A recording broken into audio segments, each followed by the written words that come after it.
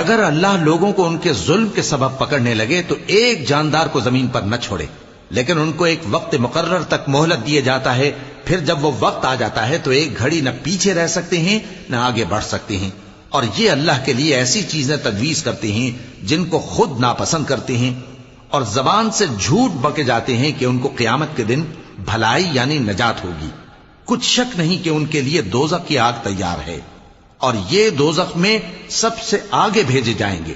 اللہ کی قسم، ہم نے تم سے پہلی امتوں کی طرف بھی پیغمبر بھیجے تو شیطان نے ان کے کرتوت ان کو آراستہ کر دکھائے، تو آج بھی وہی ان کا دوست ہے اور ان کے لیے عذاب علیم ہے۔ اور ہم نے جو تم پر کتاب نازل کی ہے تو اس لیے کہ جس بات میں ان لوگوں کو اختلاف ہے تم اس کا فیصلہ کر دو، اور یہ مومنوں کے لیے ہدایت اور رحمت ہے۔ اور اللہ ہی نے آسمان سے پانی برسایا، پھر اس سے زمین کو اس کے مرنے کے بعد زندہ کیا، بے شک اس میں سننے والوں کے لیے نشانی ہے۔